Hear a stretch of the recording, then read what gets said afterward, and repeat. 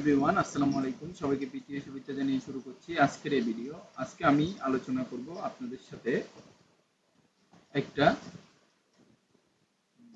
Record নিয়ে, যেটা হচ্ছে আপনার ক্যাশবুক রেকর্ড বা পেটি ক্যাশ নামে পরিচিত। এক্সেল ফরম্যাটে যারা কাজ করে থাকেন তারা হয়তো অনেকে জানেন কিংবা জানেন না। তো আমি আজকে আপনাদেরকে দেখিয়ে দিব কিভাবে আপনারা ক্যাশবুক মেনটেনের একটা রেকর্ড স্টোর তৈরি করবেন। তো ফার্স্ট অফ অল আমি এখান থেকে নিউ একটা এক্সেল নিচ্ছি। নেওয়ার পরে এইখান থেকে আমি দিব হচ্ছে যে এখানে আমার যে সংখ্যা থাকবে এখান থেকে আমি প্রথমে আমি নিব এই জায়গা নেওয়ার পরে আমি এখান থেকে এতটুকু পর্যন্ত নিচ্ছি। নেওয়ার পরে আমি জাস্ট এখান থেকে কমে যাচ্ছি। দেন এখান থেকে আমি বর্ডারটা একটু ঠিক করে দেব।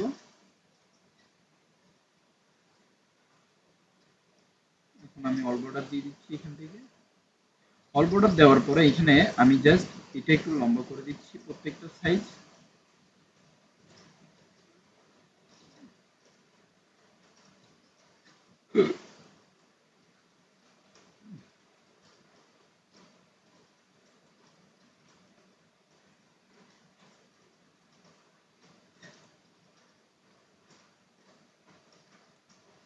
তো এখান থেকে আমি লিখবো হচ্ছে স্নো,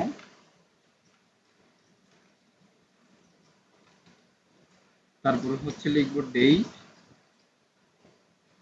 তারপরে লিখবো হচ্ছে পার্টিকুলার, দেন এখান থেকে আমি লিখবো হচ্ছে রিসিপ্ট, দেন লিখবো হচ্ছে পেমেন্ট, দেন এখান থেকে আমি লিখবো হচ্ছে ব্যালেন্স। তো এখান থেকে আমি এটা লেখার পরে আমি সিরিয়াল এক্স দিচ্ছি। এক দেওয়ার পরে এখান থেকে আমি অল ওভার এখানে টান দিচ্ছি, মানে আমার এই সংখ্যাটা আমি একবার নিচে দিচ্ছি আগে দিয়ে এখন এটা পুরোটা টান দিচ্ছি আমি পুরোটা। এখান থেকে এইটা দিয়ে এটা লিখে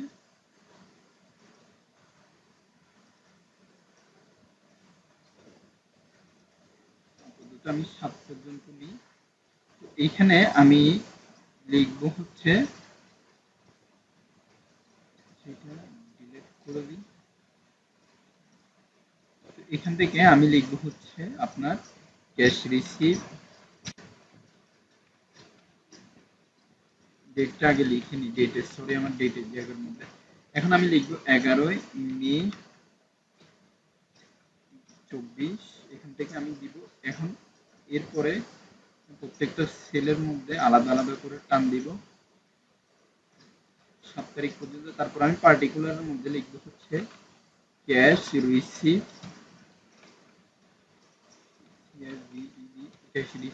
দেন লিখবো হচ্ছে ইউটিলিটি বিল,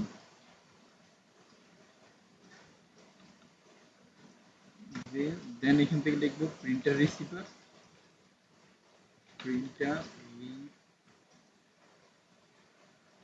প্রিন্টার রিকোয়ার, অর্থাৎ REPIEAR রিকোয়ার। তারপর এখান থেকে আমি লিখবো হচ্ছে স্টাফ স্যালারি,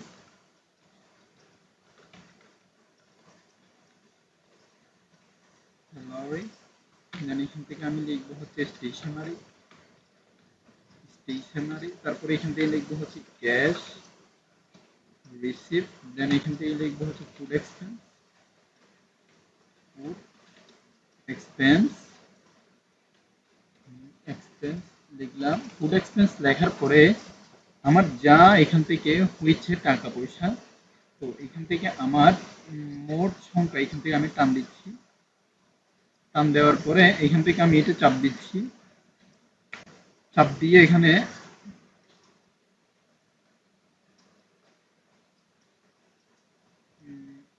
এটা পুরোটা নিচ্ছি। নেওয়ার পরে একটু সেন্টার করে নিই। যে তো এখান থেকে আমার ফার্স্ট অফ অল কাজ হচ্ছে যে আমি এখান থেকে যদি এখন রিসিপ্টটা করি, মানে আমার মূল হিসাবে যদি রিসিভ করতে চাই, তাহলে আমার ফার্স্ট অফ অল এখানে আমি লিখবো হচ্ছে 1,00,000, তারপরে এখানে আমি আবার প্রেস করব, এখান থেকে আমি এই কমাটা দিয়ে দিব, পুরোটা নিয়ে নিচ্ছি, পুরোটা নিয়ে এখানে আমি কমা সিস্টেমটা দিচ্ছি।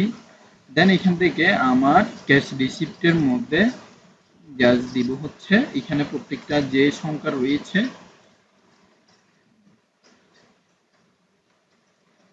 তো এখানে আমি যাচ্ছি। তো এখানে সংখ্যা লেখার পরে আমার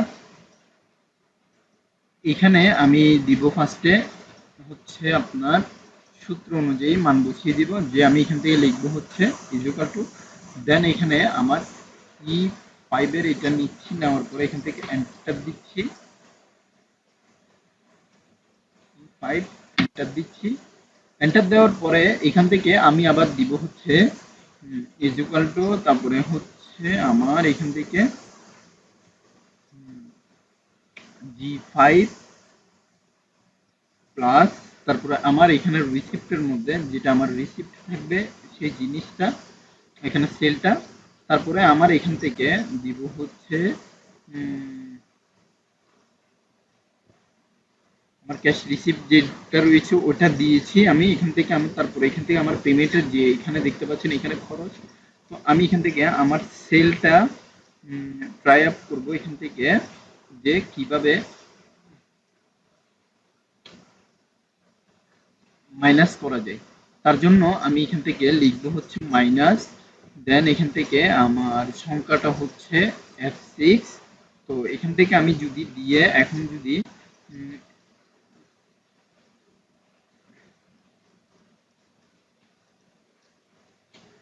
এখন এন্টার আপ দিই,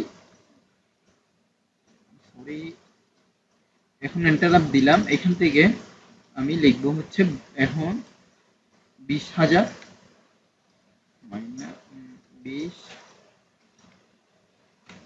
তো এখান থেকে অটোমেটেড দেখলেন আপনি 80,000 টাকা এখানে চলে এসেছে।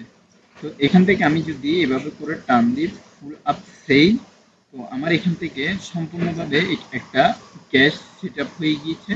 তো আমি এখানে রিসিপ্টের ক্ষেত্রে যদি এখানে আবার ওভারঅল যদি 40,000 দিই, মানে 40,000 দেওয়ার পরে এখানে যদি আমি এন্টার দিই, তাহলে আমার এখানে যে সেলের মধ্যে টাকাটা এখানে অটোমেটেড ভাবে এখান থেকে আমার এখানে আলাদা হয়ে গেছে।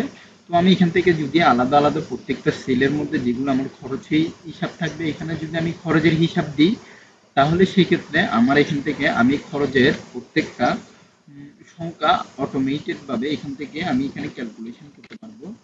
তো এখানে আমার ফুড এক্সপেন্সে লিখবো হচ্ছে 20,000। তো লেখার পরে আমি এন্টার দিচ্ছি, অটোমেটেড ভাবে এখানে অটোমেটেড ভাবে আমার সেলটা আলাদা হয়ে একটা মানে পুরাটা একটা ইউনিক স্টাইলে দেখা যাচ্ছে। তো আমি এখান থেকে আবার এখানে নিচ্ছি, নেওয়ার পরে এই জায়গাটা নিয়ে মার্চেন্ট সেন্টার করে দিচ্ছি। মার্চেন্ট সেন্টার করার পরে আমি এখানে হচ্ছে প্রেস করব এইটা, তারপরে সেন্টারে থাকবে, তারপর আমি এখান থেকে লিখবো হচ্ছে যে আমার যে সংখ্যা থাকবে এখানে ক্যাশবুক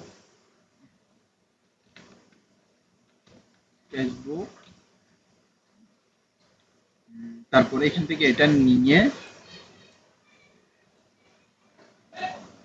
ক্যাশবুক, দেন এইটা আবার এখান থেকে আমি প্লাস দিব, তারপরে হচ্ছে পেটি বুক লিখবো, পেটি বুক না ক্যাশ লিখি, লেখার পরে আপনারা আপনাদের মতো করে সাজাবেন। তো আজকের ভিডিও এতটুকু পর্যন্ত, পরবর্তী ভিডিওর আমন্ত্রণ জানিয়ে এখানেই শেষ করছি আজকের ভিডিও। ধন্যবাদ সবাইকে, আসসালামু আলাইকুম।